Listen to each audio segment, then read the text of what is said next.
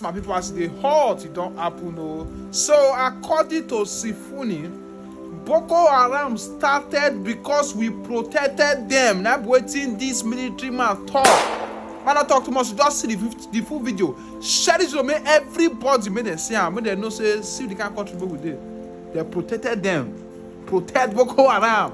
And somehow we seem to also be buying into all this falsehood. Sometimes I imagine when you see people celebrating when they are failures, it's only someone who doesn't really know what's going on that want to believe or want to pray for his country to fail, forgetting the fact that if your country fails, which means you have equally failed. And if your security forces fail, especially your armed forces, I don't know which country you will have to stand with. First and foremost, we must look at ourselves as Nigerians. And nobody will change Nigeria if not Nigerians. If you sit down to think that any other person will come from somewhere and liberate your country, then you should think twice. So that is why it's very important for the citizens, renewed agenda citizens.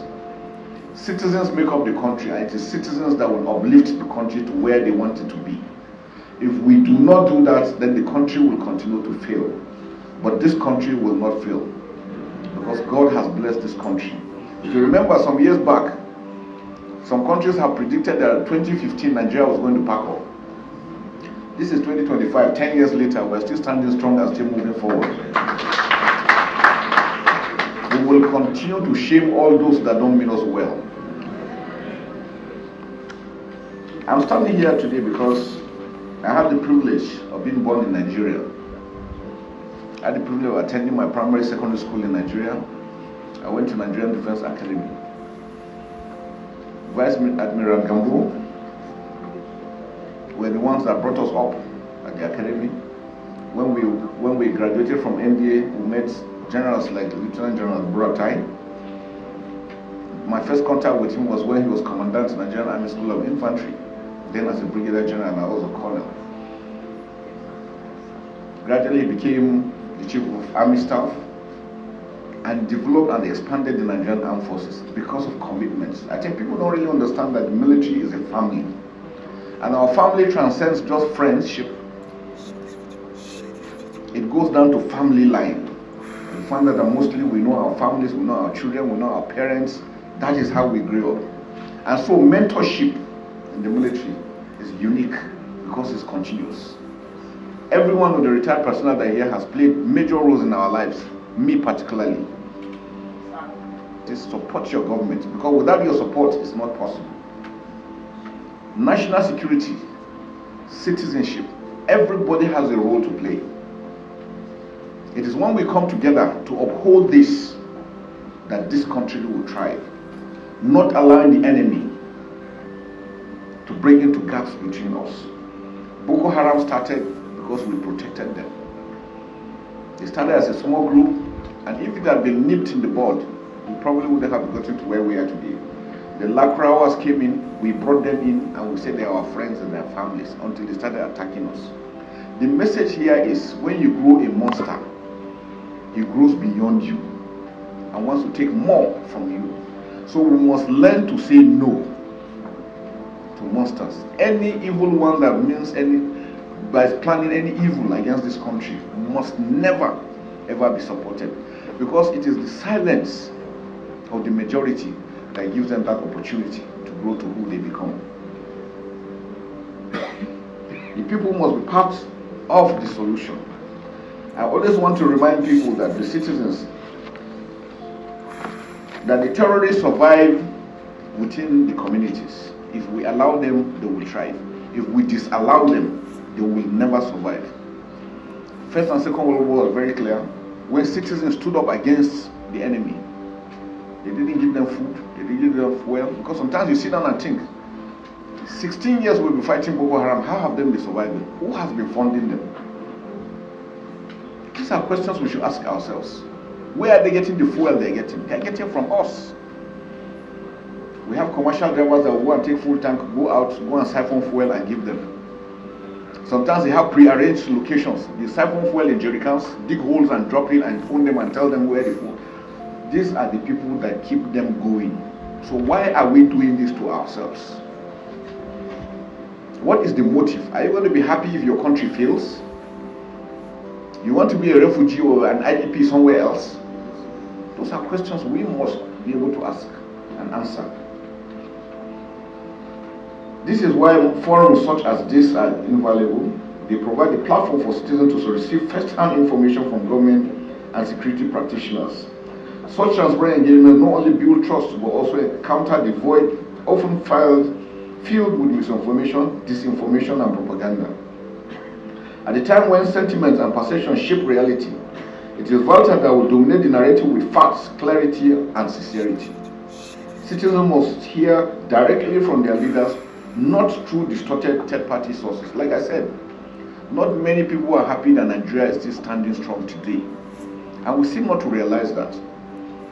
A lot of people wish us bad, wish that we have disintegrated for their own selfish interests, and we must not allow that. The media environment in Nigeria has changed drastically. The rise of new media has democratized information access and also created opportunities for hate speech, dissent, and manipulated narratives to flourish. Social media. If you notice, most of the videos are being peddled are videos of old or maybe some other countries, and they make it look as if it is true or it is recent. And sometimes we carry the hook, line, and sinker. And the next thing is everybody is insulting, attacking the government or attacking the security forces. Gentlemen, they need your support. Men work on support from the citizens because that is where they get their morale from. If the morale of your troops fails, they will never be able to do their work. And that's why it's important that for whatever we do, we should pray for them, we should support them, we should commend them. They are humans just like every other person. They have families. If we show you pictures of personnel, they have lost breadwinners, lost limbs, lost everything, eyesight, just to defend this country. So sometimes when you go to bed and you lie down and you sleep and you close your eyes and you put your AC or you don't have AC or you sleep and you dream, remember that there are some people that are standing there in their trenches from morning till evening every day to ensure that you are able to go to your room and sleep. They don't have that luxury, they don't have that luxury. We must always remember that it is critical and important that we support them to do what they are doing because they are standing guard for us to be able to enjoy the democracy we're enjoying. And that's very critical. The proliferation of information sources means we must act with urgency to counter harmful content with timely and accurate messaging. Sometimes when you see our reportage, it looks as if we're happy when troops are killed. When we achieve success, it goes quiet. But once a soldier or somebody is killed or something, you will see the flashes. So the tendency is, who are you doing that for? Always remember that if your security forces fail, you don't have a home. You'll be a refugee in somebody else's country. And I don't know if that is what you are praying for. So we must ask ourselves those questions. We in government and the security agencies must seize opportunity conventional and digital media as tools of truthfully informing Nigerians about security development, especially during times of crisis. And that is why since we came on board, we have been open. We have never shied away when we make mistakes. We allude to it and we make a redress. We take action and try to prevent in future because we are human beings. The good, the bad, and ugly exist everywhere. And remember, we recruit for the society. So we are not recruiting angels. We are recruiting Nigerians. So they will come with the baggage. But the system has a way of identifying them and prosecuting them so that they don't give us bad names. And that's why it's important. Nigerians are about security, especially during times of crisis, of course. Such communication must be weighed against what is permissible under national security. But it is possible and necessary to strike a balance. Sometimes when you get information and you divulge so early, you might be aiding the enemy unknowingly, thinking that you are looking for front page news so that your editor will give you probably extra bonus, but you are selling your country. So you must always sit down and discern. This information, is it true? Is it timely? Is it when to be released? But have you also clarified about it? Indeed, Nigerians have many questions, some tough, some emotional, some simply seeking clarity. These questions reflect their concern, curiosity, and deep interest in the progress of our nation. That in itself is a strength we must harness. I therefore congratulate the esteemed panelists who will speak today. You have a challenging task ahead of you, but I'm confident that you possess the expertise, wisdom, and courage to engage sincerely. Security remains the most talked about topic across households and media platforms, which makes the expectation from this gathering very high. Now the question we ask ourselves, how did we get to where we are? We remember some years back, even as junior officers, when we want to travel, we travel at night because we have nothing to be afraid of. How did we allow ourselves to get to where we are? It's a collective responsibility. It's not a matter of pointing fingers at any other person. We all went to sleep when things started falling until where we are today. So if we want it to stop, then we have to walk back to how it's supposed to be. I look at the aspect of looking at Nigerians. Firstly, we must learn to love one another. We must learn to love our country. It's only in Nigeria, sometimes you hear when something happens, Nigeria is bad, Nigeria is terrible, we're this, we're that. Go to other countries and see what happens. Where everybody protects its sovereignty, we do ahead. So these are aspects that we should look at. I look at the aspect of good governance, which is critical. Dividends of democracy, local government autonomy.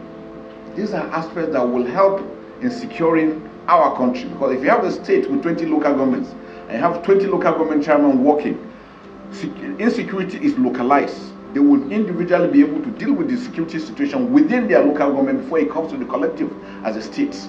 These are aspects that we have to look at. Do we have a comprehensive database as Nigerians? We need a census that will capture every Nigerian in the world, not only in Nigeria. If you go abroad and you do the crime, you will easily be caught. Why? There's a database to fall back on. If they get your picture or your fingerprint on your signature or anything about you, you could be traced. That makes it a lot easier. Do we have that now? Border management is very critical. I've had countries, because of the level of insecurity they had to fence their borders. I know sometimes when you mention, people say, no, it's impossible. Pakistan fenced 1,350 kilometer border with Afghanistan. That was the only time they had peace. Saudi Arabia and Iraq, 1,400 kilometers fenced completely. Can we start thinking of fencing our borders? We have 1,500 kilometers with Niger Republic, 1,900 kilometers with Cameroon. Chad is there. All over us, surrounded by Francophone countries, and the Sahel is heating up. Gentlemen, if we don't do anything, when the Sahel falls, it is Nigeria that everybody is interested in. Because they believe Nigeria is huge, Nigeria is big, Nigeria is rich. And that is what we should start thinking about. How do we secure fully and take control of our borders? It is critical for our survival. It is critical for our sovereignty. We must not shy away from these things. It might be expensive. It will be a penny wise, pound foolish if we don't. We must stand up to be counted together as Nigeria for Nigeria. As I conclude, let me once again commend the Director General and the CEO of Voice of Nigeria for the foresight to actualize the important and timely initiative. Its ongoing innovation within the Voice of Nigeria, such as the expansion of Voice Nigeria's international broadcasting to tell Nigeria's story globally, are both commendable and strategic. We must learn to tell our stories. Don't allow anybody to do that. And they say until the day that the lion knows how to speak, the hunter will always tell his own story. It is important. I urge us all to embrace today's conversation with open minds and patriotic hearts. Together, let us build a safer, more united and prosperous Nigeria. The renewed agenda is real. We, together, will make that work. Finally, I extend my profound gratitude to the President and Commander-in-Chief of the Armed Forces of Nigeria, His Excellency Bola Ahmed Tinubu GCFR, for his exemplary leadership and unwavering commitment to the pursuit of national peace, security, and economic